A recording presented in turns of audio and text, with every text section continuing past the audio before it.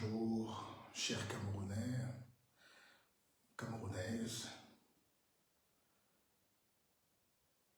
Je me permets de prendre la parole pour vous dire que je suis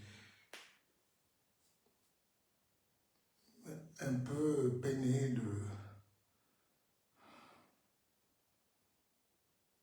d'être là devant vous, pas parce qu'il y a forcément un problème, mais parce que c'est des heures quand même assez particulières. C'est des heures particulières, et pour ne pas dire graves. Mais je ne suis pas alarmiste, je ne suis pas défaitiste, je ne suis pas pessimiste. Voilà. Le pays traverse des remous politiques. Nous sommes à la veille d'une proclamation de résultats, mais en réalité, nous avons déjà le gros des résultats. Nous avons le gros des résultats. Et vous connaissez ma position, ou mes positions, mes différentes positions, hier, aujourd'hui, et demain. Mais beaucoup de gens m'appellent, beaucoup de gens veulent qu'on s'exprime. Vous avez constaté qu'au Cameroun, souvent, on laisse les autres faire le sale boulot. C'est-à-dire ceux-mêmes qui sont souvent au devant de la scène, ceux qui profitent du juteux miel du Cameroun, même quand les choses commencent à être dures, on ne les sent plus, ils disparaissent. Il n'y a plus de communiqué avec du gros bon français. Et, bon, c'est là où nous, on est obligé quand même de porter notre maillot. Il n'y a pas d'intérêt particulier à aimer son pays. D'accord? Il n'y a pas d'intérêt particulier à être là, à défendre le pays, à dire ce qu'il faut, à dire les mots justes, pas pour négliger la peur, pas pour ignorer la souffrance des Camerounais. Je suis Camerounais. Pas pour dénier les problèmes structurels et conjoncturels. Pas pour fuir ces responsabilités. D'ailleurs, les gens nous prêtent tellement de responsabilités. Moi, à titre personnel, à part la responsabilité morale, j'ai quelle responsabilité au Cameroun, mes frères? J'ai croisé quelques frères là dans les rues de Paris qui me disaient être un peu déçus de mon attitude, de mon silence. Je dis, je vous comprends, mes frères, mais ne déplaçons pas le débat. Je n'ai pas de mandat électif pour parler au nom du peuple. Je ne gère pas une fortune, une partie du budget du Cameroun. On ne m'a pas confié une responsabilité et j'ai échoué. La seule responsabilité que j'ai, elle est intellectuelle et morale. La seule responsabilité que j'ai au Cameroun est une responsabilité morale. Et c'est ce que je fais depuis 30 ans que je travaille. C'est-à-dire éveiller les consciences. C'est-à-dire apporter des valeurs, promouvoir un idéal de société, le progrès, proposer un modèle social qui peut être adapté. Et ça fait 30 ans que je participe à la vie économique et politique, surtout, du Cameroun. Et même culturelle. Parce que dans mon jeune âge, j'étais très proche des artistes, j'ai accompagné les artistes, j'étais jeune, j'aimais, voilà, j'ai grandi à Douala, je suis un fils du Cameroun, j'ai grandi à Edea, j'ai grandi à Yaoundé, j'ai grandi à Bodmakak, j'ai grandi à Fumban, j'ai grandi à Bafoussam, et plus jeune encore, j'ai grandi à Maroua, à Garoua, où ma mère était enseignante. Et mon père a dirigé les ateliers du Nord. Quand il est rentré de France, c'était une société qui appartenait au président Ahidjo.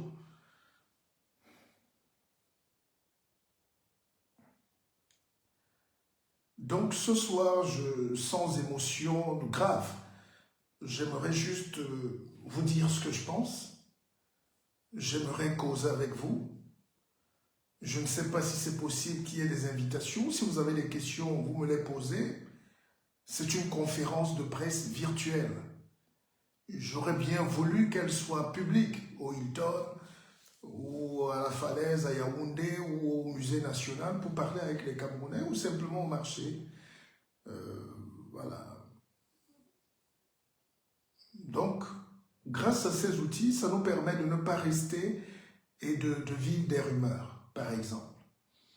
Là, tout à l'heure, j'étais très gêné. On m'a parlé de kiossi qui brûle. Et pendant que je voulais faire le live, sur kiossi qui est en train de brûler, où on dit que les autochtones sont en train de brûler kiossi, donc brûler les boutiques des Bamoun, des Bamileke, des Aoussa et tout, j'étais déjà en train de vouloir faire le live. Et réflexe de dernière minute, pendant que je suis en train de brancher le téléphone, je tombe sur la vidéo d'un démenti du maire de Kiossi qui a accompagné des autorités traditionnelles, Bamoun, Bamileke, de Kiossi pour démentir. Donc, vous voyez comment cette période-ci est très sensible. Vraiment, chaque mot doit être pesé.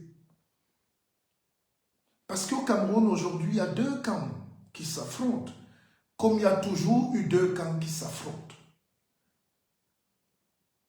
Et c'est très dangereux. Je sais qu'une nation, c'est les contradictions, c'est les visions opposées, mais à la fin, nous tous, on aime le Cameroun, d'une manière ou d'une autre. Peut-être on aime mal. Il y a d'autres qui aiment trop le Cameroun et d'autres qui aiment trop mal le Cameroun. Mais à la fin, il y a quand même l'amour. D'accord? Imaginez un monsieur comme moi, éditorialiste de mon État, un homme politique. J'ouvre mon antenne pour dire vraiment qui est aussi en train de brûler parce que les gens m'envoient les vidéos.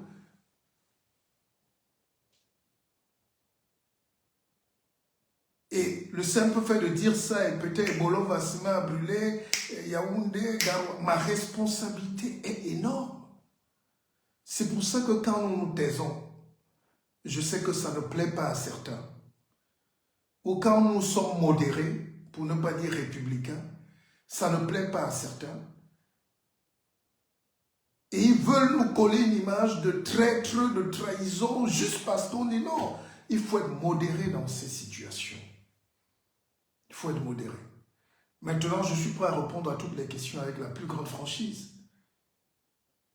Personne ici ne veut le développement du Cameroun et le changement plus que nous. Plus que moi, à titre personnel. Mon parcours ne m'autorise pas à passer une vie sans servir mon pays. Nous sommes venus ici pas pour manger. Nous sommes venus ici apprendre. À gérer les gens, à gérer les nations, à créer des concepts. À apprendre des systèmes politiques qui ont marché ailleurs et qu'on peut adapter chez nous avec une relative intelligence. Pas le copier-coller, mais adapter. Mais si quelqu'un comme moi, j'ai 50 ans et j'arrive pas à servir mon pays, enfin du moins de manière officielle, vous croyez que c'est un plaisir? Comme me disait encore mon fils ce matin, mais papa, toute cette énergie que vous donnez là-bas, ça sert à quoi? Je dis oui, ça sert à quelque chose. Ça sert à quelque chose. Ça sert à ce que les pays se développent. Une élite n'est pas faite pour se cacher. La Chine a envoyé ses élites venir étudier, voler les recettes de cuisine pour aller les implémenter là-bas. Mais nous, on est venus ici, on est devenus très opposants ou très blancs. On joue les blancs. On joue les supérieurs. On joue les gens. On n'a rien à foutre de nos pays. Quand on va en Afrique, c'est pour construire sa maison. Surtout les Camerounais. Quand les Camerounais rentrent, c'est pour construire sa villa. Au village même. Il s'arrête là.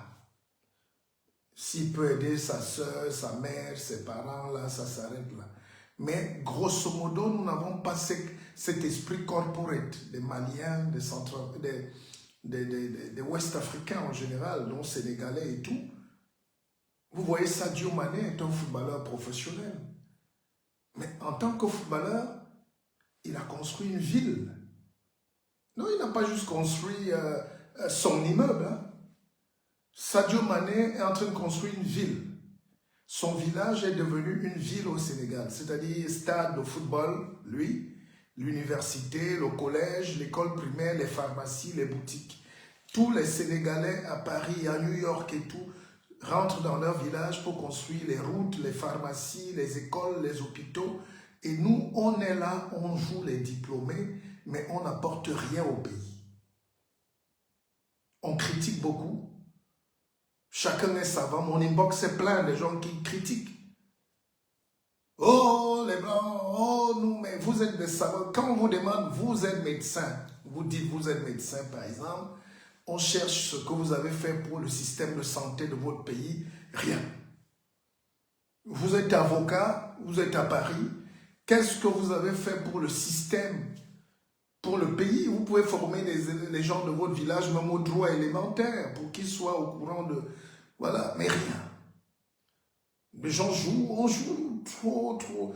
Et c'est pour ça, moi je viens de mon village, là, il y a quelques jours, j'étais encore dans mes champs. C'est peut-être pas grand-chose, mais le simple fait que les villageois me voient là avec eux, que je donne un peu d'espoir, un peu d'activité économique, un peu, ça change. Ça apporte l'espoir. Ça apporte l'espoir. Donc, je ne suis pas là pour faire des reproches. Je dis, nous sommes en pleine élection présidentielle. Elle se termine quand on a proclamé les résultats. Et même juste après, on va voir ce qui va se passer. Mais la tension est à son comble. Parce que, comme je vous annonçais tout à l'heure, je voulais faire le live pour appeler au calme des populations de Kiossi, alors que c'est un court-circuit. Il n'y a pas d'événement, il n'y a pas de maître tribal là-bas. On m'a annoncé aujourd'hui, par exemple, qu'on a arrêté le journaliste, comédien, parce qu'il fait des émissions sur Canal+, la chaîne de Bolloré, Valérie Ndongo. Et tout à l'heure, en faisant ce qu'on appelle le fact-checking, je vois une vidéo de Valérie Ndongo qui dit qu'il est à Douala, il est en plein spectacle. J'en viens, hein? On va parler de tout ce soir. Il n'y a pas de tabou. On m'annonce encore l'arrestation de... Après, je vois, non, il n'est pas arrêté. Maintenant, depuis hier, on me dit que Anissé Kane, Djekam Tchemeni sont arrêtés, sont aux arrêts. Là, ça devient un autre problème politique. Déjà, pour commencer, si ma voix porte, j'aimerais quand même dire, lancer un message envers l'administration générale. L'administration générale, et ils savent bien que nous devons aller vers l'accalmie. Je ne peux pas me prononcer sur ce sujet. Vous savez, les autres ne sont pas journalistes. La plupart des gens qui parlent sur la toile n'ont pas la déontologie. La plupart des gens qui parlent sur la toile, qu'ils soient diplômés ou pas, ne sont pas autorisés dans un pays normal à parler. Nous entrons dans la communication politique. les blogueurs, les gens qui disent tout là, ils ne peuvent même pas souvent assumer. Mais moi, j'ai une parole autorisée. J'aimerais quand même, s'il m'était permis de dire un mot, appeler à l'apaisement général, quoi qu'il arrive. Pourquoi je dis ça? Parce que si l'arrestation, je n'ai pas les données, certaines, je ne sais pas ce qui s'est passé. C'est aussi ça qu'on appelle la jurisprudence. Une distanciation avec les faits. Ceux qui n'ont pas de filtre dans le cerveau, dès qu'on dit on a arrêté tel, il est en live. Oh, on a tué, il est en live. Oui, mais nous, on a le devoir de peser chaque mot. Et c'est ça qui ne plaît pas souvent à ceux qui nous suivent. Parce qu'ils veulent le sang. Ils veulent qu'on dise. Ils veulent se servir de nous. Je connais trop bien ce système. Vous savez, je fais la radio, la télévision, la presse écrite depuis plus de 30 ans. Quand je dis ça, les gens croient que c'est un jeu. D'accord? On ne nous manipule pas. Parce que c'est nous qui pouvons manipuler. Un seul mot de mal placé là peut créer une guerre civile.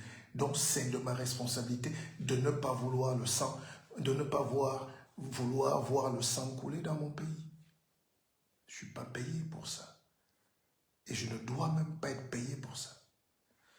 Alors, revenons à Ekana Nissé et Andjé Kamchamini. Quoi qu'il arrive, s'ils ont commis des délits, ils répondront. Mais j'aimerais quand même dire que Ekana Nissé, c'est un grand frère, un papa même. Je pense qu'il est né en 56. Ekana Nissé a un amour profond pour ce pays. Maintenant, je ne suis pas son avocat. J'ai vu les armes qu'on nous a brandies, j'ai vu de l'argent, j'ai vu le rapport des choses matérielles saisies à son domicile.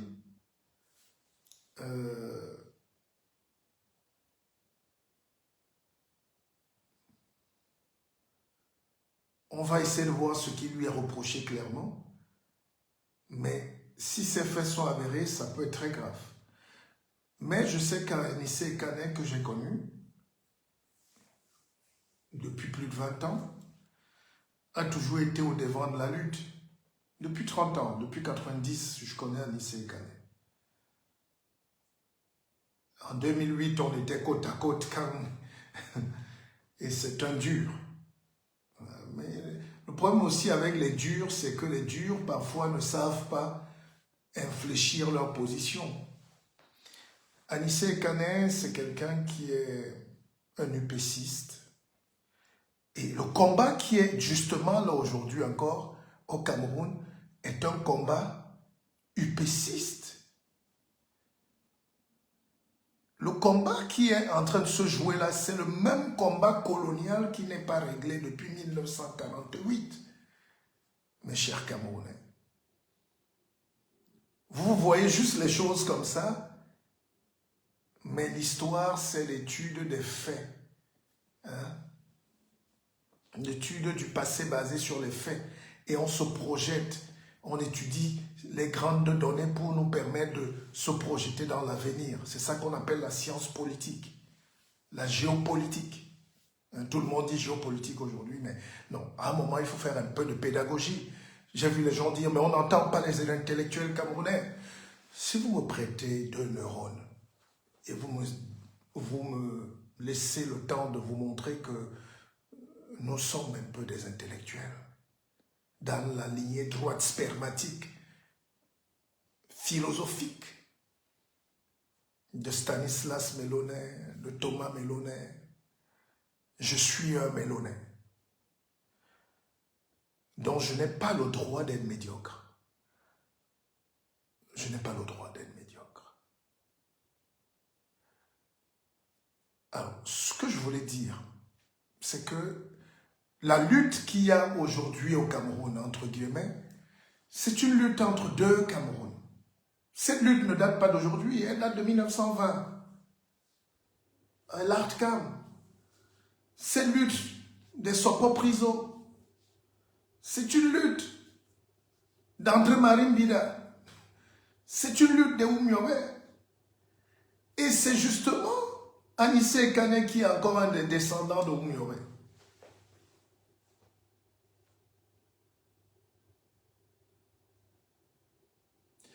Donc la question aujourd'hui au Cameroun, c'est est-ce qu'on continue avec l'État central, incarné par son excellence, le papa, Paul Biya, qui, même s'il est déjà vers une pente,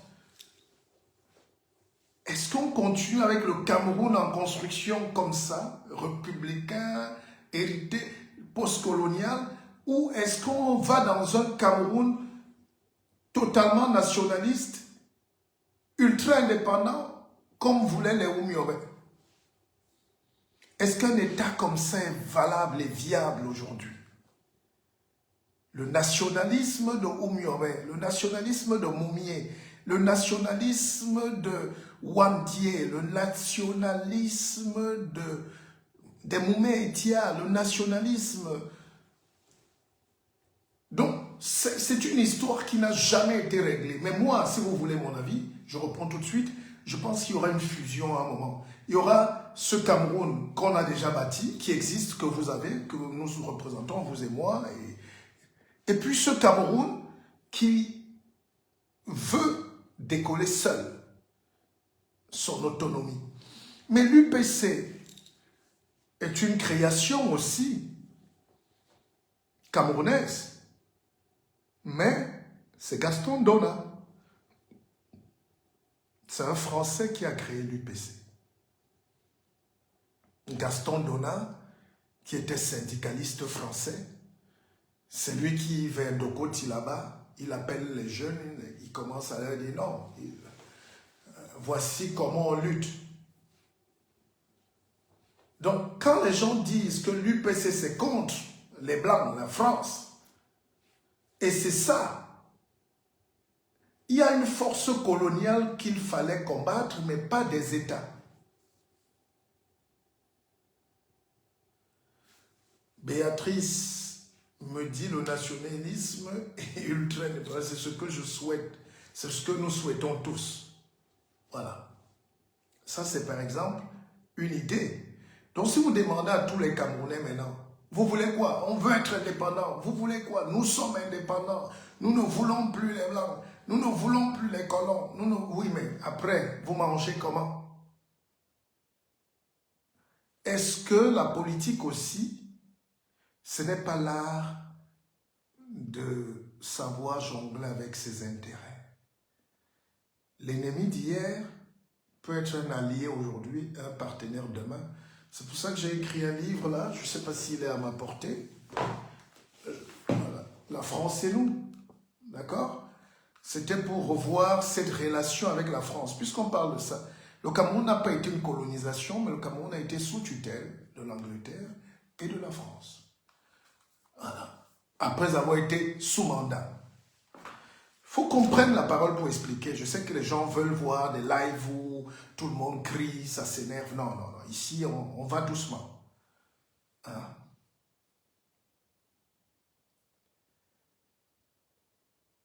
Bonsoir à vous tous. Partagez le live. Beaucoup apprécient. J'ai institué ce qu'on appelle la minute de Bissoc. Ça marche très bien. Beaucoup m'écrivent, mais très peu veulent partager. Je dis, mais qu'est-ce qu'il y a? On vous a interdit de partager mes lives. On vous a interdit de partager, mais de me dire juste que c'est bon en off. Partageons si c'est bon. Nous passons aussi un moment de pédagogie, puisque les enfants nous écoutent, les étudiants nous écoutent, nos petits frères nous écoutent dans la diaspora. Ils voient ce monde, on dit brûlons le Cameroun. Hein, les gens disent brûler le pays, mais personne n'explique l'origine de là où nous sommes. Étudier nous énerve, mais nous voulons les résultats. Fabriquer nous énerve, mais nous aimons le chocolat. Nous aimons le champagne. Hein? Mais non, il faut réfléchir à un moment. Donc, voilà les deux faces. Et quand Oumyobé entre en résistance avec ses frères, ce n'est pas le tribalisme que certains veulent nous vendre aujourd'hui. Oumyore était avec ses frères.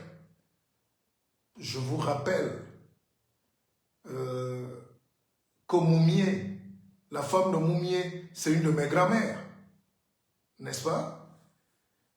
La femme, tous les nationalistes n'avaient pas les femmes, avaient les femmes à aider, en tout cas, ou la plupart. C'est Moumié ou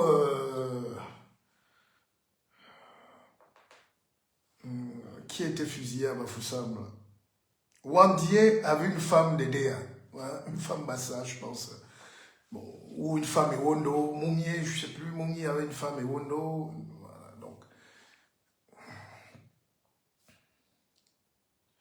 Alors, donc, la question centrale aujourd'hui au Cameroun, qui a toujours été posée, c'est que les nationalistes ne voulaient pas.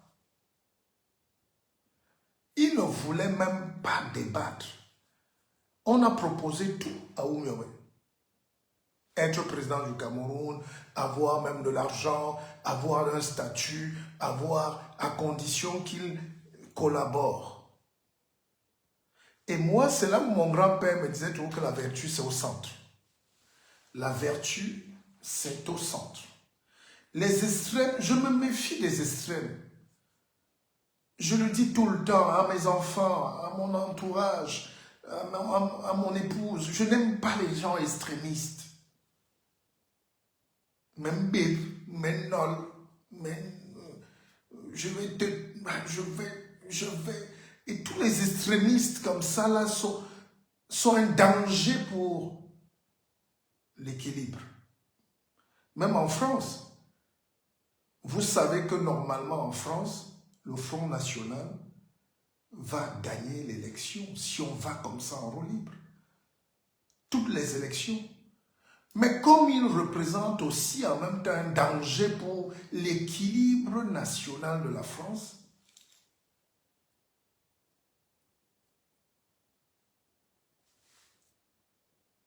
au deuxième tour, on les bloque. Et là, on a même déjà éliminé Marine Le Pen. Hein? Tatiana Akam, on parle des choses sérieuses, vous parlez de mes lèvres roses. Vous êtes quand même... vous êtes dans votre élément. Hein? Voyons plutôt le Cameroun en rose. D'accord? C'est plus important. Donc, ce que je voulais dire, c'est que ces deux Camerouns qui se sont toujours affrontés. Un Cameroun, des gens qui disent non, intransigeance et ceci, liberté pour nous, rien pour les autres. Et puis un Cameroun qui était plus tendu vers la négociation, un Cameroun pondéré. C'est là où on est allé prendre des jeunes comme les Aïdjo et plus tard les Biya qui rentraient. On cherchait quelqu'un qui peut rassembler non seulement les Camerounais, mais qui peut aussi admettre que les puissances puissent venir avec de l'argent, avec des usines. C'est pour ça que quand j'entends les Camerounais dire « Oui, le Cameroun avait ça, on était riche, on avait des sociétés, on avait à l'UQAM, on avait Sosucam, c'était pour vous. Il y avait Bata, il y avait Zéphyr, mais c'était pour vous. La France a développé son tissu économique au Cameroun. L'Angleterre a mis une partie de son tissu économique au Cameroun. Quand vous voyez la CDC, toutes ces grandes plantations, d'abord les Allemands avaient déjà commencé avec le chemin de fer et les investissements, les grandes plantations. C'est les Allemands qui ont commencé ce business. Le palmier, l'EVA et tout ça. Donc parce que nous étions un pays de rente. Maintenant nous sommes un pays indépendant subitement en 1960. Je ne suis pas là pour refaire l'histoire. J'expliquais les origines des Cananicens, les combats. Parce qu'on a arrêté les Cananicens, Dieu comme Tchameni. Je vous explique, on est dans l'actualité politique. On est dans la géopolitique là. Et c'est votre histoire. Ce n'est pas l'histoire des Chinois. Donc, quand l'indépendance arrive, en 1960, on dit non, c'est notre pays. Les Camerounais ne sont pas encore outillés pour comprendre que toutes les élites qui viennent même déjà fréquenter, tous les gens qui viennent fréquenter en France, ou faire des études, poursuivre leurs études, tous les gens qui viennent là sont envoyés en France. De Manu Dibango à Moutomé, à Paul Biya, à Semengue, à tous ces gens-là, à mon père Samuel Bissok, à tous ces... On envoie tous les Camerounais qui ont le bac ou qui ont un niveau d'aller étudier chez eux en France. C'est ce retour des élites-là, cette vague-là qui rentre, les Louis Mandin, mon père, mon tonton, c'est cette vague-là qui revient occuper les postes. Mais ils n'occupent que les postes.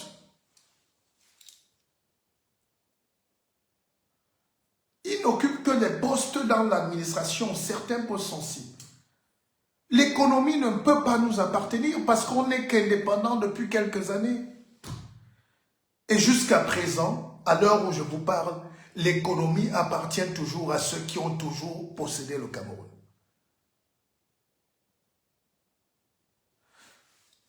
Ma chère Diane, je vais expliquer les arrestations tout à l'heure.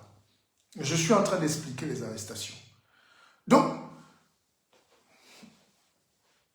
les Camerounais ne sont pas assez honnêtes pour comprendre. Ou bien comme on joue au football avec le Hemley, on croit qu'économiquement, on a eu le temps de fabriquer un tissu économique. À part 2 ou 3 Bamileke qui tiennent un peu les choses comme Naoussi, et puis les Fotso Victor hier, les papas qui étaient là, les Moncam Pascal qui ont été aidés un peu par l'État, hein, tout ça, vous savez un peu l'histoire. Paul Biya dit non, voilà, donnons un peu aux Camerounais quelque chose. Mais nous sommes dans le commerce, nous sommes dans la représentation, nous ne sommes pas dans l'industrialisation. Ceux qui possèdent l'industrie jusqu'à présent au Cameroun, c'est les Français. Mais il faut vous documenter. Je l'ai écrit. Qui exploite le pétrole Perenco, Total, hein? Qui exploite la canne à sucre, c'est la Sosucam qui appartient à la famille Villegrain. D'ailleurs, pourquoi Yinda, de regretter mémoire, le duc, donc on va en retraite, c'est parce que quand le petit-fils de Villegrain, la famille qui a Sosucam, arrive aux affaires, il voit qu'au Cameroun, c'est encore l'ami de son grand-père qui est directeur là-bas. Il dit non, c'est pas possible. Il faut qu'on passe à d'autres réformes, d'autres choses. Et on enlève le vieux Louis Yinda qui prend ça très mal parce qu'il est l'ami de Paul Biya et il ne comprend pas qu'on lui dise de partir d'une société qu'il a contribué à bâtir. Non, c'est que les propriétaires à Paris, les petits-fils qui sont arrivés disent on veut un nouveau management. Et puis se bat pour laisser de ces petits poulains dans la société. Donc, vous voyez, vous regardez la compagnie fruitière de Marseille, PHP, en Djombe, à Dehane, chez moi, vous savez que j'ai eu un affrontement dur avec ces gens. Bolloré qui a racheté toutes les Socapal, même s'il a vendu un peu à Ecofin, un peu aux Belges, mais c'est toujours la France. Et c'est dans ce contexte-là que Paul Biya lui-même arrive au pouvoir. Parce qu'Aïdjo ne pouvait rien faire. Cette embellie-là, c'est parce que, voilà, il fallait négocier avec le pouvoir central français. Et Biya qui rentre aussi, continue dans ce moule. Et depuis 82, vous voyez la vaste opération d'anéantissement de l'économie qui ne dépend pas de Paul Biya. La gestion des Camerounais sur place, la gabégie haute, la corruption, on peut en parler, ça c'est vrai. Mais je parle de la superstructure du Cameroun. Paul Biya n'a pas les coups des franges parce que tu mettais même X ou Paul là-dedans, il n'allait avoir rien à faire là sur place. Et toute l'Afrique francophone est comme ça. Beaucoup aujourd'hui insultent Ouattara parfois, combattent Ouattara, on dit il a donné le pays aux Français, il a donné... Comme s'il y a un Ivoirien qui sait faire le cacao. Est-ce qu'il y a un seul Ivoirien qui peut écraser même la poudre de cacao, mettre dans la boîte, vendre? C'est toujours un marché où les Français investissent, mettent leur argent. Aujourd'hui, il y a les Indiens qui viennent sur la noix de cajou. Donc, il faut que les Camerounais réfléchissent souvent. Hein? On n'a pas dit que c'est figé, mais voilà les réalités. Et moi, je ne suis pas pour l'affrontement avec la France, pour ce discours hermétique, ultranationalistes, du rejet de l'autre et tout. La France peut être un meilleur partenaire. Hier, c'était pas bien. Il y avait des rapports écrasants. Aujourd'hui, le monde est ouvert. Et Paul Biya dit le Cameroun est la chasse gardée de personne. Il rentrait d'un voyage. Il a ouvert le pays aux Chinois, aux Turcs, aux Indiens, voilà, à tout le monde. Aux Américains. D'accord? Donc, les Camerounais ne veulent pas entendre. Quand j'écoute les Camerounais gueuler, c'est comme s'ils sont un pays. Vous ne pouvez même pas tenir un mois si on vous laisse votre pays. Un mois. Même le plantain que vous allez refuser de manger le plantain. Un pays est plus compliqué que ça. On a demandé aux Camerounais, depuis 1960, juste après l'indépendance, il faut avoir tes banques, il faut avoir tes routes, tes hôpitaux, tes toits, alors que tu n'as ni médecin, ni informaticien, ni ingénieur, ni rien. Cette longue marche du Cameroun continue jusqu'à aujourd'hui. Et c'est ce Cameroun-là que nous laisse Paul Biya, qu'il soit bien ou pas, nous devons donc prendre le relais demain pour dire nous allons assumer nos responsabilités. Parce que moi, je ne vois pas un Français ou un Chinois ou un Colombien qui va venir me gronder au Cameroun. Si moi, je suis aux affaires, par exemple, je vais lui dire, oh, stop, stop. Donc, on demande d'abord de décomplexer la mentalité camerounaise et de décomplexifier la mentalité camerounaise. Donc, les procès qu'on se fait là, les luttes, oh, on n'a pas session, on n'a pas session, c'est parce qu'on ne pouvait pas les avoir.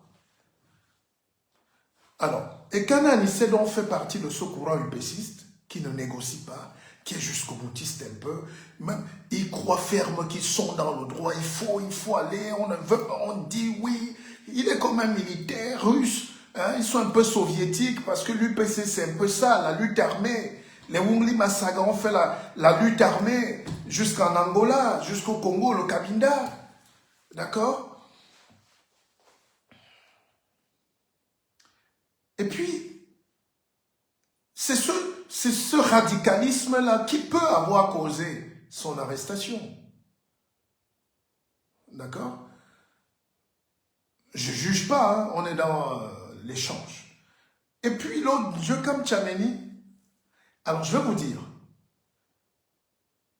tout petit, nous on était en France, quand on revient au Cameroun, moi je fais mon école au Cameroun, j'entre au collège au Cameroun, et je tombe sur, nous sommes en 87,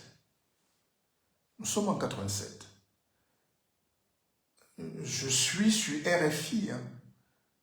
On dit, il y a un Camerounais qui a créé le premier ordinateur africain, qui s'appelle Ramsès. Et c'est Djokam Tchameni.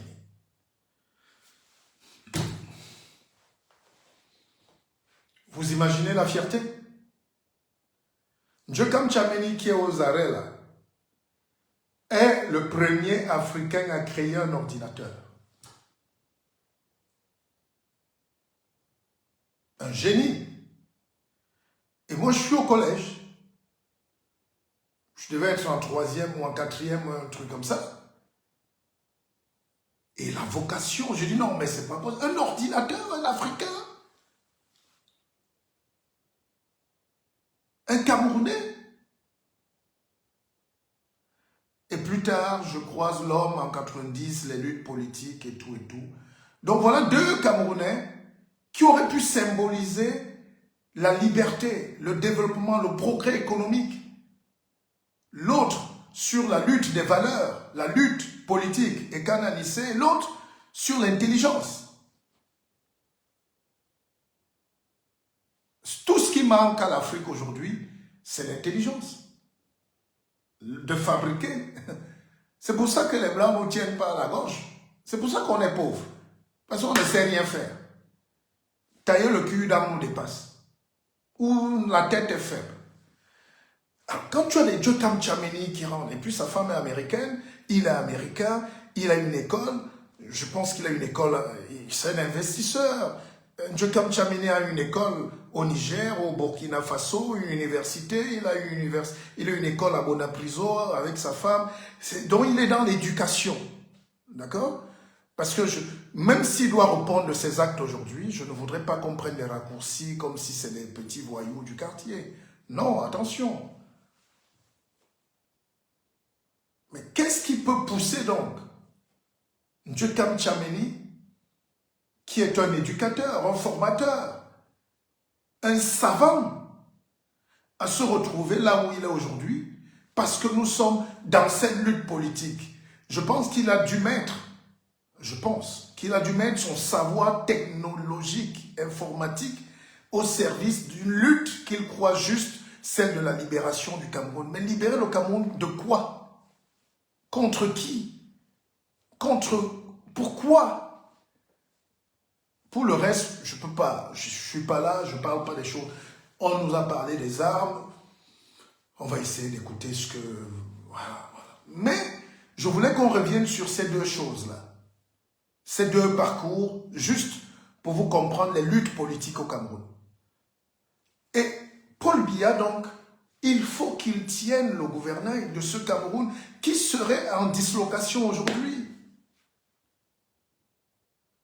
Vous savez qu'on est facilement assis à Paris parce qu'on a demandé l'asile. Ou quand on est dans les bons draps, on devient un petit Français là, comme un peu vous tous là, ou un petit Canadien belge avec des papiers, ou un Suisse.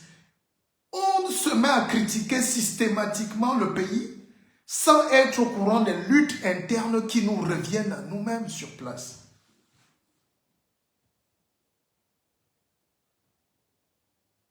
Paul Biya a des défauts. Il n'a pas fait une carrière époustouflante en politique. Mais attention, il faut respecter ce vieux. Le Cameroun est le fruit de la maîtrise des affaires politiques par Paul Biya. Le Cameroun est le fruit aussi de la tempérance des Camerounais. J'ai dit sur un plateau télévisé, écoutez-moi bien.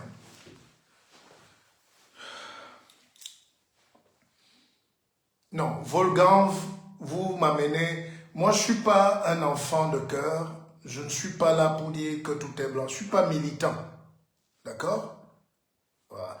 Je parle maintenant en Camerounais simple, avec un cœur qui bat. Parce que je ne veux pas voir mon pays brûler demain. Si vous êtes bien caché ou vous êtes en Indonésie ou en Belgique, moi, je dois être au Cameroun avec mes enfants et mes petits-enfants. Je dois mourir là-bas. On doit vivre au Cameroun. Le chaos, parce que ce qu'on nous annonce là, c'est le chaos ou la continuité du Cameroun. En fait, cette élection-ci, c'est une élection de référendum. Et moi, tout ce qui va arriver, va arriver. John Teboé Beaufort. Moi, je vous dis, j'ai peur de rien. J'ai assez vécu sur terre. Mais il serait dommage que le Cameroun sombre. Et nous tous, on sera responsables. Et toi qui cliques ici pour encourager l'émeute, et toi qui soutiens, et toi qui dis des choses, et nous tous, on a une responsabilité, même moi-même. C'est pour ça que je tiens à vous repréciser les combats d'une nation. Un pays ne disparaît pas, c'est les hommes qui vont passer. Nous allons tous mourir. Le Cameroun ne va pas bouger. Un pays ne disparaît pas. Même si la guerre se crée là, c'est ceux qui sont là qui meurent et qui perdent. Mais après la guerre, il y a toujours un seul survivant qui reste. Et on regardait en 60 ans. Hein? En 60 ans, regardez ce qu'on n'a pas pu faire. On est Camerounais, non? Regardez ce que vous reprochez au Cameroun. Il n'y a pas d'hôpitaux, il n'y a pas de routes, il n'y a pas de ceci, il n'y a pas... Mais parce que c'est difficile. Soit on le fait avec beaucoup d'argent emprunté ailleurs. Dieu seul sait que le Cameroun est riche, mais on n'a pas assez d'argent. Tout le budget du Cameroun ne peut pas acheter un avion neuf. Parce que vous, les Camerounais, vous êtes imbus. Vous vous prenez pour des super-héros japonais. Nous sommes un pays africain qui n'arrive pas à fabriquer le cure-dent. On vit du cacao. On vit du bois qu'on est obligé de couper de plus en plus loin dans les forêts de l'Est et du Sud. On vit de petites choses. On vit même de l'aide. Parce que quand j'entends les Camerounais dire on est riche, mais la richesse ne tombe pas du ciel. Qu'est-ce qui nous permet de transformer l'économie? Mais c'est l'industrie. Hein? Il est où là, ce livre-là? C'est l'industrie. J'ai écrit ce livre, Industrialisez-vous et taisez-vous, qui devait être dans toutes les universités du Cameroun. Tous les collèges. Mais même là-bas, c'est encore une mafia qui gère, nous dit-on. Pour que votre livre soit au programme au Cameroun, mais il faut faire toutes les magies du monde. Hein, les universités mettent ça au programme chez eux. Industrialisez-vous et taisez-vous. D'accord? Voilà. On dit des choses assez importantes pour montrer comment l'économie amène, l'industrialisation amène à la transformation de l'économie. Si vous ne transformez pas l'économie, le Cameroun importe les hommes, les femmes.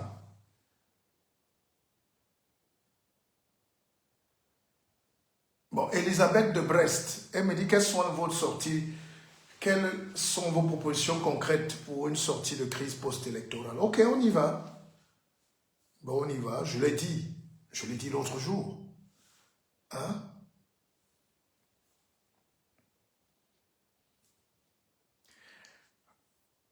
Le président Paul Biya a proposé à son fils Tirouma d'être son premier ministre. Selon les résultats qu'on nous a donnés, hein, 55, 35, moi je n'étais pas là-bas. Je lis comme vous. Si cette proposition est avérée, voilà la solution. Ou une des solutions. Mais comme il y a je dis les deux camps là, il y a les jusqu'au-boutistes, il y a les va-t-en-guerre, il y a les ultra-nationalistes, ultra-gauchistes, ultra-désordonnés. Vous savez, comme en France, vous avez les Mélenchon là, ils ne veulent rien. Ils veulent la guerre, ils veulent tout casser.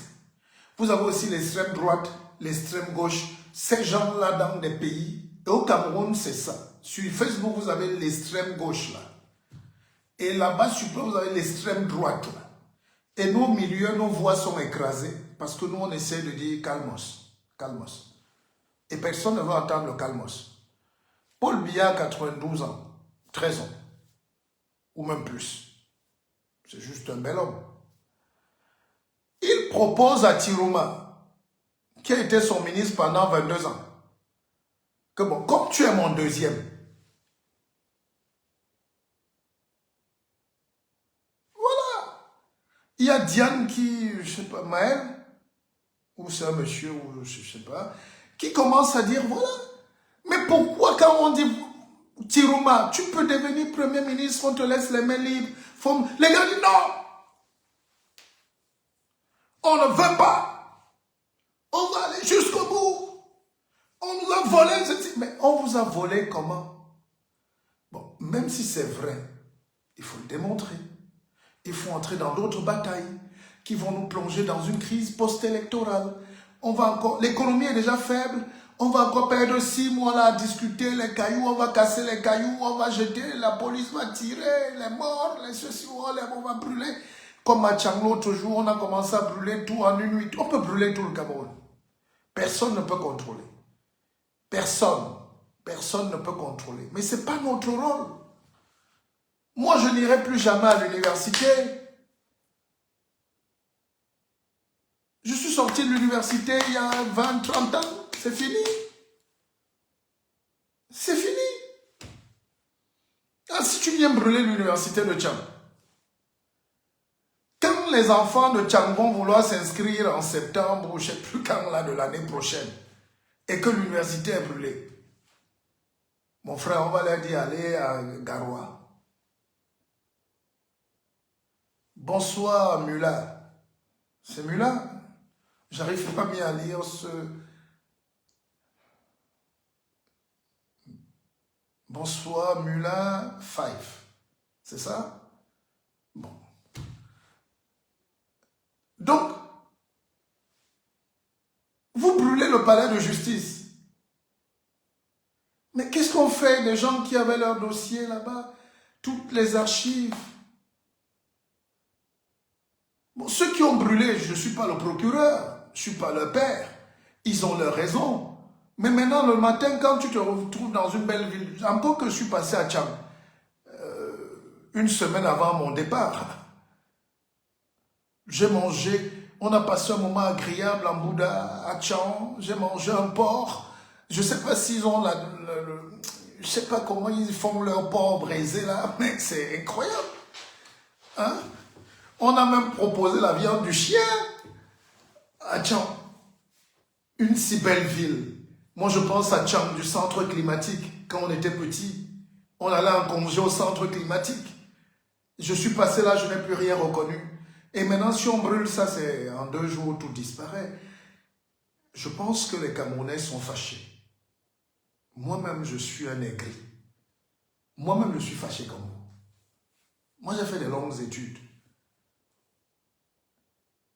J'ai aussi le droit de dire que pourquoi je ne suis pas ministre. Bon, comme Biya ne m'a pas nommé, je peux aussi aller brûler. Hein. Moi, je peux couper le pont de la Dibamba là-bas. Je coupe aussi le pont Lyon. Je brûle aussi tout. Hein? Au Kenya, Jomo Kenyatta a été Premier ministre. Enfin, Kenyatta, qui est le fils de Jomo Kenyatta, ils sont allés à l'élection avec Raila Odinga, les 2 grands opposants. La bagarre a commencé. Eux, ils ont eu le temps d'avoir 1000 morts. Hein. Et ils sont revenus à la raison pour dire non, maintenant notre président, notre Premier ministre. Après avoir perdu 1000 morts. Vous croyez que le Cameroun est à ce niveau? Le monde entier nous guette.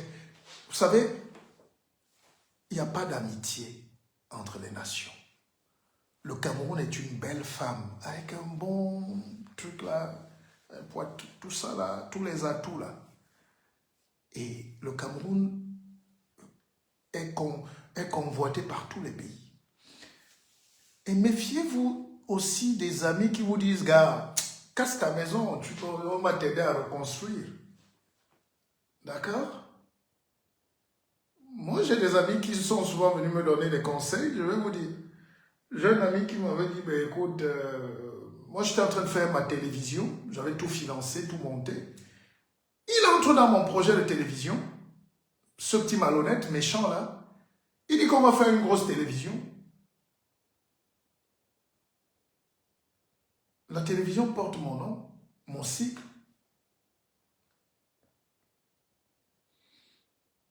Et lui vient, je prends son sigle, je colle au mien. Il vient s'installer dans mes locaux et du jour au lendemain, il enlève mon nom, il garde son nom. Donc ma télévision devient sa télévision et il occupe mes locaux. Et vous comprenez ce que je veux vous dire? Donc des gens qui vous disent casse ta maison, on va t'aider à reconstruire. Vous n'avez pas des amis comme ça. Quand tu casses la maison, tu commences à l'appeler que gars, viens on reconstruit. Il dit non gars, chacun a ses problèmes, dis donc. Donc on va venir t'aider comment? Et c'est ça, cassez le Cameroun. Cassons donc le Cameroun. Et puis la reconstruction va venir, vous allez voir qui va venir nous aider. Quelqu'un dit, si je construis un pont ici, je prends cet espace de 100 000 mètres carrés. Si je construis le pont, si je reconstruis l'université d'Edea ou de Tchad, je prends la ville de Tchad, je mets mon drapeau. La Turquie dit que moi je construis. C'est ce qui se passe avec la Chine par exemple. La Chine occupe tous les pays là, même le Cameroun. Voilà pourquoi l'autoroute ne finit pas vite. Douala Yaoundé par exemple, je ne justifie pas les dérives. Si quelqu'un a parlé de corruption, tout ça là, c'est pas ça qui m'intéresse. Moi je suis pas là, hein, je gère pas les corruptions. Les voleurs doivent être en prison. Je parle de l'état profond, de l'intelligence. Notre autoroute est bloquée parce que la Chine veut la construire à 100%. L'État camerounais a sa part. L'État dit non, il faut qu'on soit souverain sur au moins les routes aussi, une partie. Et c'est ça qui coince. Parce que dans les autres pays, comme la Tanzanie et Somalie, tout ce que vous voulez, la Chine fait un chemin de fer et elle dit que c'est pour l'infrastructure. La Chine vous fait un port et la Chine commence à imposer les conteneurs qui doivent entrer et sortir. Donc la Chine, par exemple, tue la souveraineté des pays. C'est là où le Cameroun, même si vous me tuez, je suis fier d'être Camerounais. Tuez-moi. Le Cameroun ne se laisse jamais manger comme les autres pays qu'on avale comme ça sans préparation. C'est beaucoup de stratégie derrière. On va lentement peut-être. Vous savez, j'adore la Côte d'Ivoire. D'ailleurs, je salue les Ivoiriens, ils sont en pleine élection. Je ne sais pas ce qui s'est passé ce soir. Je pense que c'est Ouattara qui va gagner. Je leur souhaite bonne chance. C'est mon pays, je l'adore.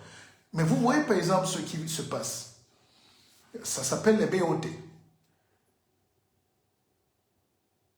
Bon, après on revient sur Tiruma et Bia, hein, comme ça vous intéresse. Mais je vous explique quelque chose.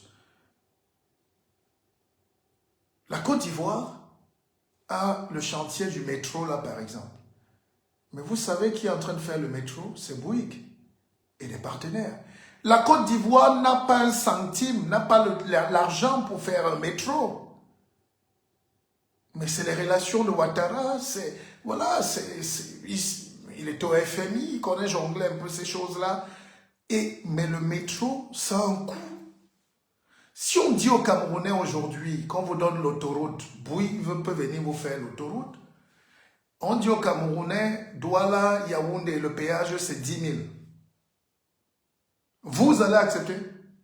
Déjà à 500 francs, vous trichez.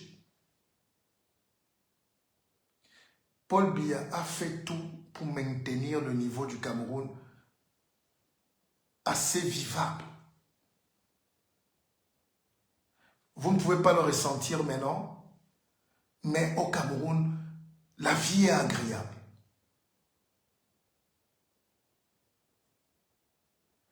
La vie est inhospitalière ailleurs en Afrique. Au Gabon, tu ne peux pas manger même à 1 000 francs. Quand je le dis à la télé, des aigris qui ne savent même pas se brosser les dents peuvent critiquer un type comme moi quand je fais une affirmation. Des petits morveux qui sont arrivés en Europe dans les sacs on va respecter les femmes, donc je ne dirais pas de mots méchants, à plus de 50 ans. C'est eux qui nous donnent des leçons.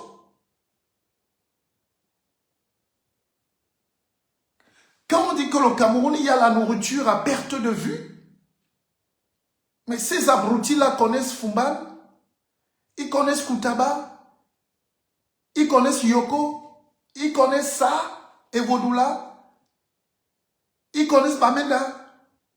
La nourriture manque où au Cameroun? Maintenant, il faut travailler les infrastructures. Il faut travailler l'accès au marché. Il faut travailler la facilitation. Parce que quand les gars chargent par exemple les tomates, les courgettes, les concombres à Fumbot, le temps que ça arrive à Libreville, on peut réduire les délais. Les tracasseries policières. Ça, c'est les conjonctures. Mais dire que le Cameroun... Mais monsieur, allez à Boumiébel, regardez comment la nourriture pourrit au sol. Regardez les fruits partout. Demandez aux étrangers, ils vont vous dire que le Cameroun est une chance. On ne se limite pas à la nourriture. Bien sûr. Même le chien, je pense qu'on doit élever un peu le débat. Mais d'abord, sur la nourriture, allez à Dubaï où vous vous cachez là, on injecte les produits dans les pommes de terre importées, on les cultive avec beaucoup de pesticides, même en France, même aux États-Unis. Le Cameroun a tout ce que Dieu a donné. Willy Ndouga dit qu'il faut désenclaver les bassins de production. Ça, c'est les solutions. Mais quand je dis qu'il y a à manger, et un Camerounais vient là, il se met là, des gens de 50 ans qui mettent les caleçons déchirés aux fesses et qui traînent là partout en Europe, avec la drogue et partout, ils osent parler mais ça va pas. Alors, on revient sur le cas de sortie de crise post-électorale.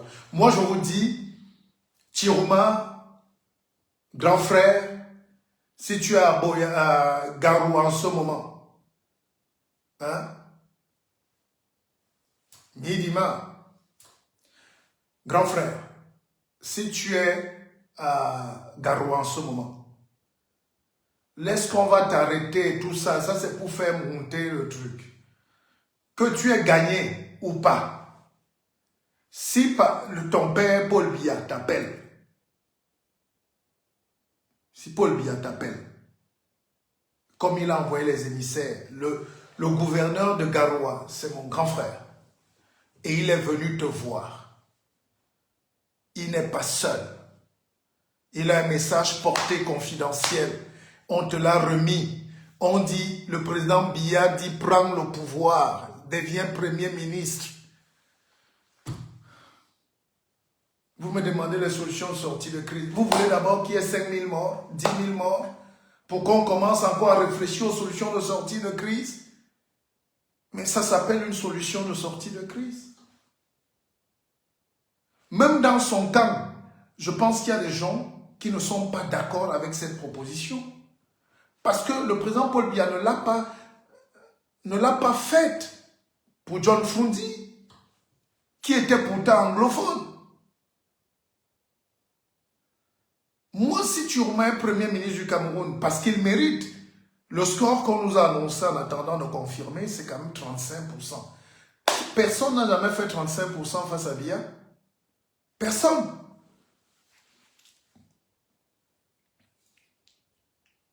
Maintenant, si tu dis que tu as gagné et que tu persistes et que c'est toi le président, on va te suivre.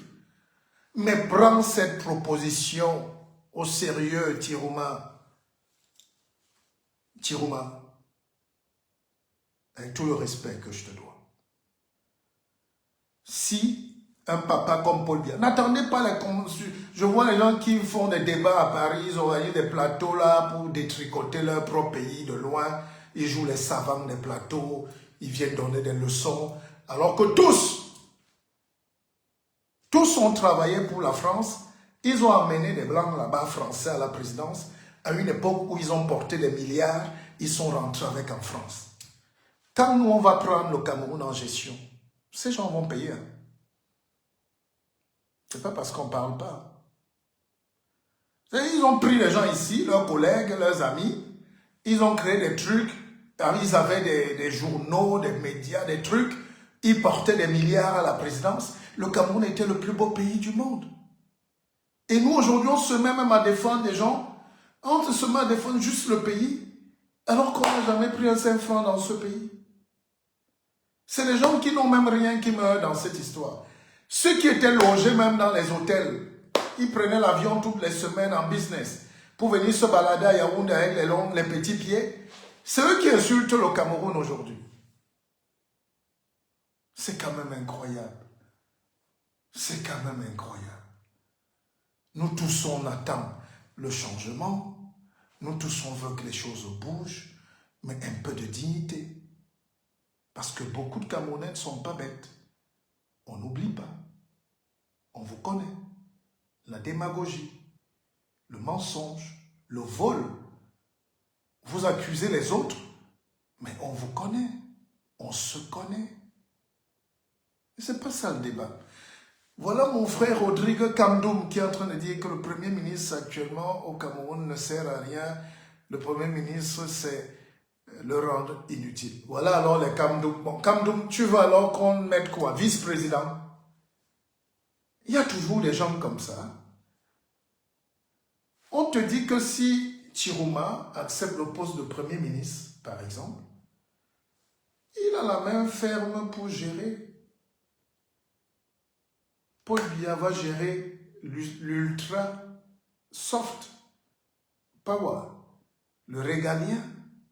Il dit à Tirouma, gère la politique.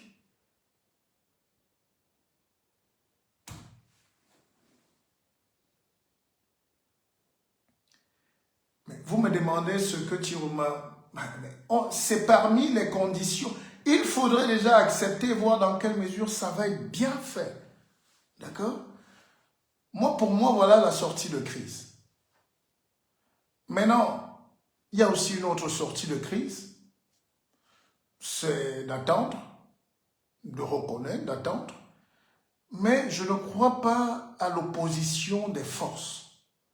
Ça nous fait dépenser trop d'énergie, trop d'argent, trop de sang, trop de vie humaine. Même en Europe, ceux qui vous payent là pour dire que le Cameroun est l'enfer, ils vivent du consensus. Vous savez, Al Gore a perdu les élections aux États-Unis, qu'il avait gagnées. Même aux États-Unis, hein, où vous êtes cachés là. Al Gore a perdu les élections avec moins de 1000 voix, ou 200, je ne sais même plus combien de voix. Le gars a refusé. Il dit qu'il n'a pas perdu.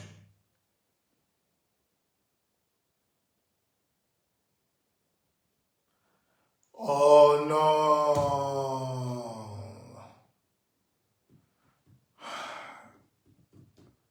Ça, le Camerounais est méchant. Kamdoum dit que j'ai dit voilà alors les Kamdoum. Vous voyez ce que ça induit? Tu veux m'amener le débat sur la médiocrité bête du tribalisme? Non, ça ne passera pas par moi. Il faut arrêter ça. Je veux Kamdoum arrêter ça tout de suite. D'accord? Alors, je vais d'ailleurs... J'ai un tonton qui s'appelle Ekoé. C'est le fils de mon grand-père Ekoé. D'ailleurs, et mon grand-oncle Ekoé, chez moi là-bas, il a un fils qui s'appelle Kamdoum. Parce que mon grand-père là était un gendarme français, était un commandant de gendarmerie à l'époque des Français et à l'Ouest Cameroun. Hein? D'ailleurs, son fils, le professeur Tétanier Ekoué, le plus grand pédiatre, l'homme qui a créé les fondations Jean Irène et Bia, qui s'occupe aussi, qui s'est occupé des enfants de maman Chantal Bia, voilà. Donc, le professeur Tétanier Ekoué, c'est son père. Voilà. Il a un frère qui s'appelle Kamdoum et qui est au premier ministère, qui a fait toute sa carrière, c'est un haut cadre. Et à la fin de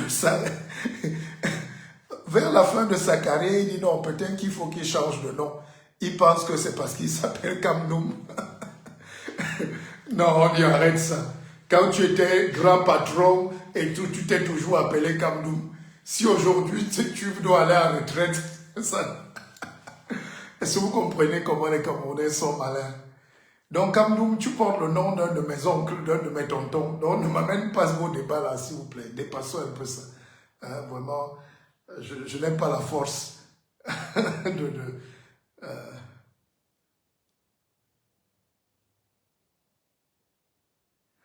Franck Valdez, je vous suis, on est en train de débattre. Ah, maintenant, Kamdoum rit. Ah, moi, ce petit malhonnête de Kamdoum là.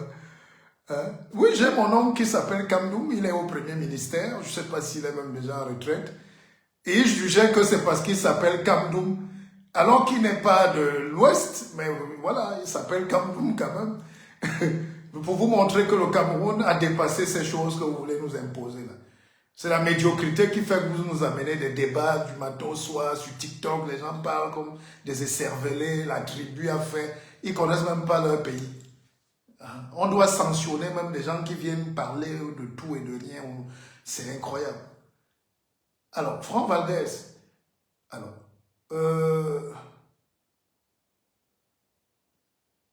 comment vous appelez ça? Ben, si on fait une proposition, pour être plus sérieux, si on fait une proposition à Tiruma, ça veut dire qu'il y a un cahier de charge. On ne dit pas Premier ministre et il descend. C'est pas un gamette. Il va dire, je veux ceci, je veux cela, j'exige cela, j'exige.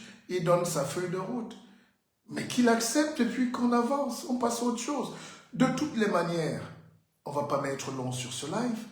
Le Cameroun est déjà en pleine transition politique.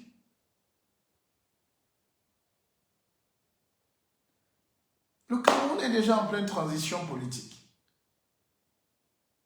Mais vous voulez seulement faire comme les Blancs veulent. Humilier un patriarche qui a donné toute sa vie là. Mais Paul Biya est en train de partir, il va partir. Je ne suis pas un devin, j'allais même vous donner la date du départ du président. Mais laissez aussi qu'on fasse une transition maîtrisée, équilibrée dans les règles de l'art. Si Tchiouma revient là à Yaoundé, lui qui était dans un petit bureau de ministre des PME, de rien du tout là-bas, il redevient Premier ministre, il refait la carte gouvernementale, il définit la politique, il commence à proposer, à mettre donc en place. Parce que tout dans un pays, c'est un processus. D'accord? Si Tchiouma n'est pas conservateur, parce que Tchiouma est très dur, hein? Ne le voyez pas là, ce n'est pas un enfant de cœur. Tchiouma ne rit pas beaucoup. Je ne vais pas dire qu'il est méchant, mais Tchiouma est un dur de caractère, pas très souple. S'il met en place une république exemplaire, il fait passer quelques textes de loi, on essaie de voir comment le Cameroun peut avancer, on implémente de nouvelles choses, on essaye de nouvelles choses, ça va nous préparer à la transition. Lui-même, Tchiouma a parlé de transition dans son projet politique. S'il est sérieux, Tchiouma, moi je l'ai écouté. Tchiouma était sur la radio de Balafon, là, il a dit que lui veut une transition de quelques années, mais être Premier ministre avec les pleins pouvoirs, c'est une transition politique. Et puis on regarde ce qu'il y a amélioré. Moi je vous ai déjà dit, laissons un peu le cas de Tchiouma, à titre personnel, moi je vous ai dit ce que je pense. On ne peut plus faire déjà des élections qui font 2 semaines, on attend. La tension nerveuse. Les gens ne travaillent pas depuis 2 semaines. Pour l'économie, c'est un coût énorme. C'est pour ça que dans les grands pays, on vote le matin, 20 h, on donne les résultats, le lendemain, les gens rentrent au travail. Les marchandises sont bloquées au port. Les gens vont au bureau 1 fois par semaine. Les mamans ont déjà prêté les pains de épaules pour garder. Les gens ne vont pas au travail. Vous ne savez pas ce qu'on... C'est comme ça que les Européens tuent nos pays, en nous plongeant dans des crises électorales. J'accuse pas, hein, je ne suis pas naïf, je ne fais pas du populisme. Mais les Occidentaux aiment quand on se déchire. On dit bagarrer sans déchirer les habits. Et puis eux, ils viennent avec la Croix-Rouge. Vous voyez, moi, assis chez moi, comment me donner le kilo de farine. Hein? Les ONG commencent à entrer au Cameroun, on commence à nous vacciner, à nous mettre le sucre dans la bouche parce que les enfants sont affamés. L'école est fermée. Hein, tout ça là. Nous, on a des urgences, on doit réparer le nozo. Et Tchiouma était à Bamenda, il sait parler à ces gens-là. On ne va pas revenir sur les rapports avec les Ambazoniens. Tchiouma est un gars qui a fait sa bosse. Quelqu'un a tapé les prisons les plus dures du Cameroun. Quand Tchiouma a fait son parcours, il a été ministre, prisonnier, relâché, ceci. Là, c'est l'œuvre de sa vie. Mais être président, est-ce que c'est forcément lui qui va être le 3e président? Hein? Donc, moi, je ne suis pas un complotiste villageois qui défend les fausses idées. J'ai écrit des choses très dures, même à l'encontre parfois du président de la République, qui a reçu, qui a lu, qui dit « Mais toi, tu penses quoi ?» Donc, l'élection prochaine au Cameroun, les prochaines élections, on doit se battre pour que les gens votent le matin, le soir, chacun rentre chez lui. D'accord? On doit se battre pour que l'élection soit à 2 tours. On doit se battre à limiter aussi les plaisantins qui viennent à l'élection présidentielle. Parce que les 0%, les 0,1, les 0,2% de voix, ça nous bouffe l'énergie, ça nous bouffe le temps. D'accord? Maintenant, on doit limiter le mandat. Ça, tous les Camerounais veulent ça. Il ne faut pas avoir fait Sciences Po. Il ne faut pas avoir bac plus 0 ou plus 20. Donc moi, je pense que l'école est même finie. Tout le monde est savant aujourd'hui pour peu qu'ils veulent travailler. D'accord? 4 ans, 2 fois, et fini. J'expliquais ça hier à quelqu'un, je n'étais pas sur TikTok, je ne sais pas quoi, je disais que notre constitution est trop chargée. Il y a de trop grosses têtes qui ont écrit ça, ils ont compliqué, ils ont mis des virgules partout, des points. La constitution des États-Unis, c'est 200 ans et 2 amendements. On a touché 2 fois. Parce que quand une constitution est bien écrite, on ne touche pas.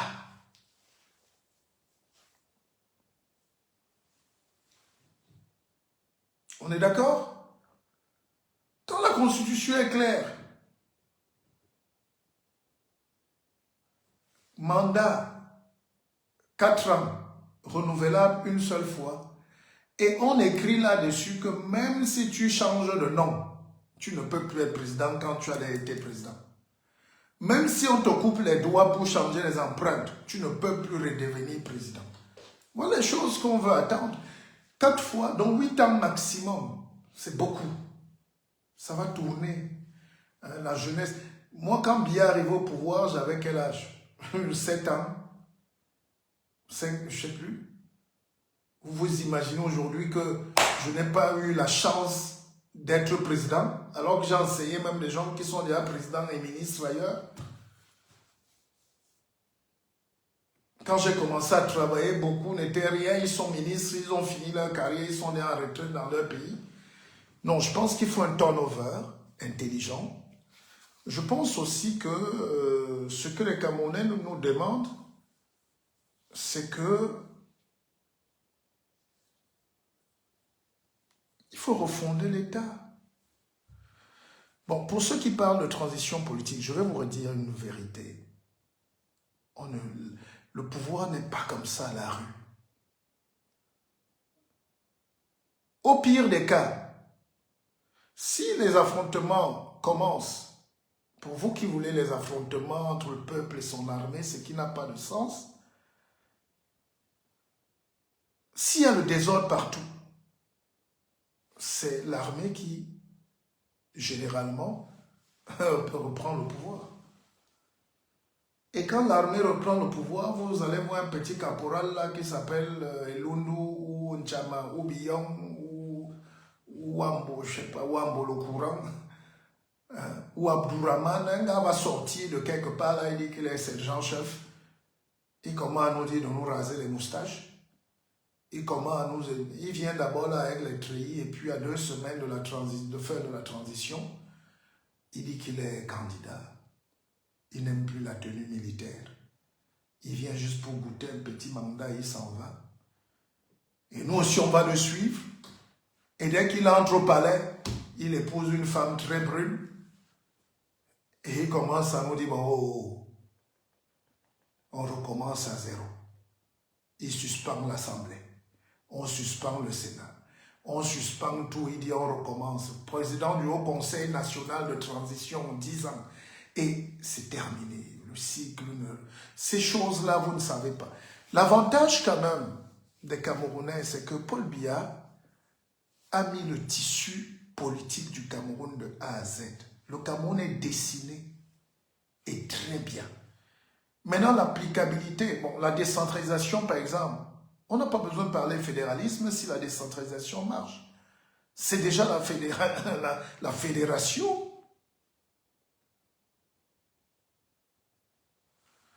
Grand Vic, un peuple sort pour le chassement. On est au Burundi ici, mon frère. Le Cameroun, c'est 475 000 km². C'est vos solutions-là qui amènent les gens à se perdre. Chassement veut dire quoi? Quels sont ces mots? Mais les États-Unis aimeraient bien qu'il y ait du chassement. Il y a beaucoup de pays où vous êtes cachant vos finances pour... On y fait le chassement. De quoi? Vous créez, vous tuez votre économie, vous tuez votre pays pour 100 ans. Chassement. Bon, je pense que... C'est ce que je pense. C'est ce que je pense. Après, qui suis-je? Mais il faut garder ces lives-là parce que c'est très instructif. C'est des lives d'éveil, c'est des lives de justification, débat. On n'est pas obligé d'être d'accord. Mais moi, moi, en plus, les gens qui disent ça n'ont pas le choix. Vous croyez? Moi, j'ai des enfants que j'ai élevés. Moi, mon temps est arrivé aussi que maman me fasse ma bouillie le soir. Je bois, je mange, j'écris mes livres, je donne 2 conférences. Vous pouvez chasser alors. Voilà. Moi, j'ai rien. Vous brûlez votre pays. Mais on raconte ça dans des pays inaboutis où les gens ne sont pas allés à l'école. On raconte ces choses-là là où les gens n'ont pas d'espoir. Mais le Cameroun est une terre d'opportunités. Vous ne pouvez même pas imaginer. Le Cameroun est une terre... Je pense que le prochain président du Cameroun, s'il a les mains liées, si ce n'est pas moi, mais si le prochain président du Cameroun n'est pas un petit gars des gens du chassement là,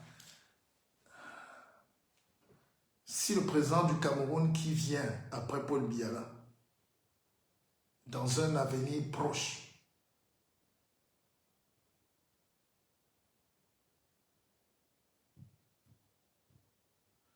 monsieur, on n'a pas 5 ans pour se développer. On a les savants d'Afrique.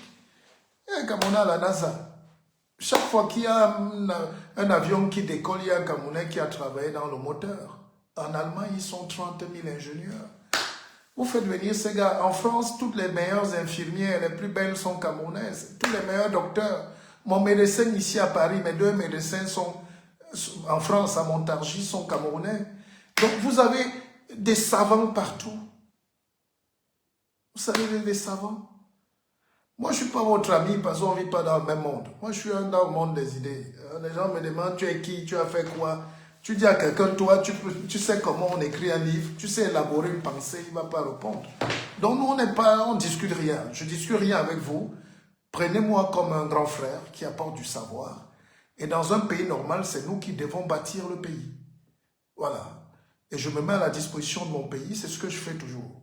Je perds, je prends des coups de poing, je prends des flèches, on nous écarte même parfois sur place, mais je suis là, parce que personne ne te donne l'autorisation d'aimer ton pays. D'accord? Donc le Cameroun que vous voyez là va se développer en 5 ans. Parce que dans les années 70-80, Boeing aux États-Unis était venu mettre ses centres. Est-ce que vous avez même partagé cela? Boeing était venu mettre ses centres de formation de pilotes au Cameroun. Boeing, l'avion. Le gars qui a construit le stade Amadou Ahidjo avait 27 ans. D'accord? C'était un Camerounais. Il est directeur du port de Douala. Un ingénieur Bassa. Mon grand-père, camarade de Pompidou, président de France, camarade de Sédar Senghor, les 3 grands agrégés en France, Thomas Mélonet, Sédar Senghor, le président Pompidou. Le Cameroun a des grandes valeurs, les André Siaka, ils sont encore vivants. Le Cameroun a des Jean-Jacques Ekindi.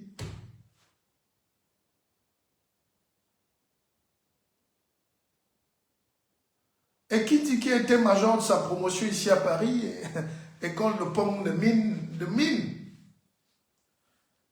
Ekindi que vous insultez à Douala là, major en France,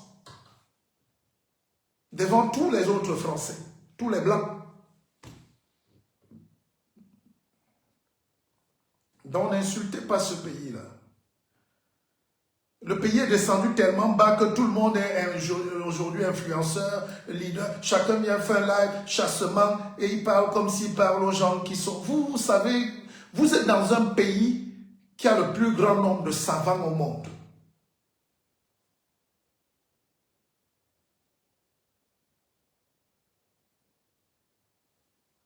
Regardez comment le Canada nous vole des ingénieurs chaque année, des médecins, des infirmiers. des enseignants. Le Canada est un pays développé. Avec tous les moyens qu'ils ont, ils n'arrivent pas à former les médecins, à former les ingénieurs, à former les enseignants. Ils viennent les voler où au Cameroun. Et vous insultez votre pays. Vous croyez que refuser de faire la guerre, ça vous rend bête ou ça vous rend intelligent? À Yaoundé, toutes les ambassades, là, tous les ambassadeurs, là, leur rôle, c'est de déstabiliser le Cameroun. Mais quand ils se réunissent comme en ce moment, ils disent, ouais, qu'est-ce qu'on va encore utiliser comme stratégie? On peut monter les Camerounais contre eux-mêmes. Ailleurs, ça marche, hein? Même en Côte d'Ivoire, si tu dis Baoulé contre Dioula, Dioula contre ceci, Bété, la guerre éclate le même soir. Au Cameroun, personne ne peut dire là qu'un nordiste allait attaquer les Boulous, les Bamilek. Tirouma lui-même, si je ne donne pas une mauvaise information, la fille de Tirouma est en mariage chez le fils de Paul Biya, donc un de ses neveux. Enfin, il y a un lien. Je dis Tirouma. Donc, il ne faut pas... Et les brassages. Je vais vous faire une confidence. Mon grand-père qui venait des hauteurs des Bassa, là-bas, a croisé ma grand-mère qui venait des coins des Bakoko, ici, tout ça là. Nous sommes des mélanges terribles. Et du côté de ma mère, j'ai un côté Douala, un côté Batanga, et un côté du sud-ouest que vous connaissez. Donc, comment vous voulez... Moi, je suis... Qui parle d'ethnie au Cameroun? Ça vous sort pas, ça vous sort.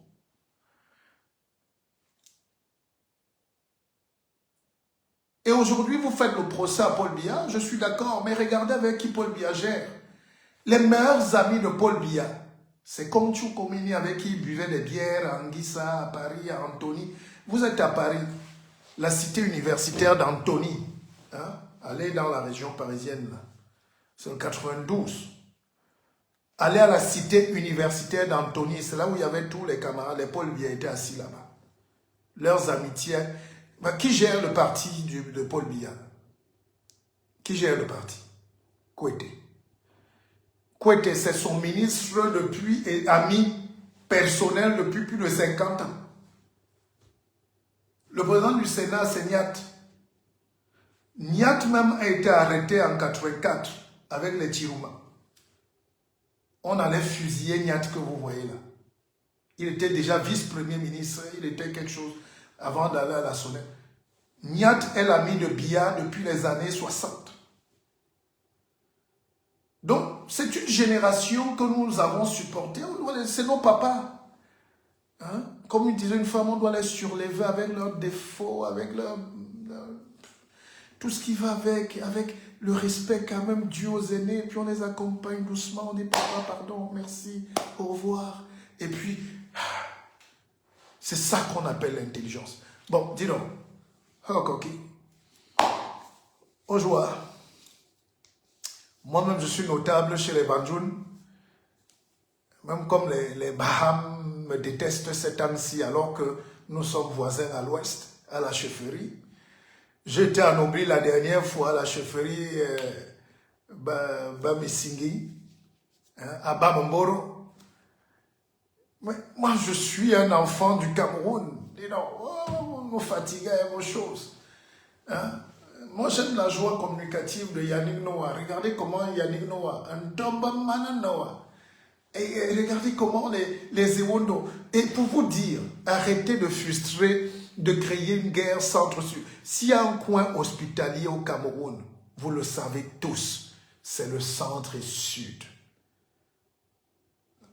Vous savez pourquoi on a mis la capitale à Yaoundé? On ne met pas la capitale parce que le climat seulement. Sinon, la capitale était d'abord à Boya. Mais les Allemands ont senti qu'il y a des gens ici qui n'aiment pas la négociation.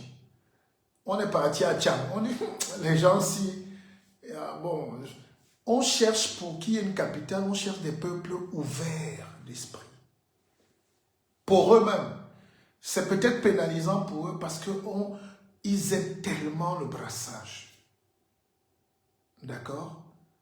Donc, ne tenons pas compte de ce qu'on dit sur les réseaux sociaux. les gens, nos frères, et Wondo, Betty, Boulou, tout cet ensemble-là, c'est des gens qui aiment la vie. Ils aiment les gens.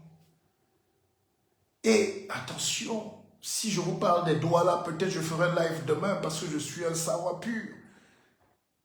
La qualité de la vie, la beauté, l'art. Nous, on a tout copié chez les Blancs, on n'a pas pris l'argent, on a tout copié. Mais les premiers milliardaires camerounais étaient les Sawa. Après les Bassa, c'était les Sopo Priso, c'était les Sopodine, c'était les Priso. Attention, les premiers milliardaires qui ont touché l'argent, et c'est l'art de vivre, la qualité, dont le Cameroun est très haut là-bas. Moi, j'ai grandi à Bonapriso, à la clinique Sopo. Les ascenseurs, tout le personnel de la clinique Sopo, une clinique privée, c'était des Français, c'était des Blancs. On faisait venir des grands professeurs d'Air France, ils venaient soigner les Camerounais, ils rentraient, et c'est un Camerounais qui avait la clinique. Aujourd'hui, la pauvreté fait que tout le monde crie, on croit qu'on est sale, il ne faut pas se laver. Même les femmes ne se lavent plus, elles ne font plus leur hygiène, elles viennent insulter les gens insultent. Le Camerounais n'insultait pas. On était là. C'est ce réarmement moral qu'il faut reprendre à zéro. Et c'est notre travail. D'accord? Mais écoutez, on se dit bonne soirée, on se dit à demain. Partagez le live, on va se retrouver. Hein. Il faut qu'on se parle vraiment. Ça vous a plu ou pas? Si vous êtes content, vous mettez un like, vous partagez et vous dites aux autres que le maître, le grand maître Bissok va tenir la parole pendant tout ce processus électoral. N'ayez pas peur. Nous sommes le Cameroun. Allez. Oh. Bourbanaba, il est là, dis donc. La médiocrité veut gâter ce pays comme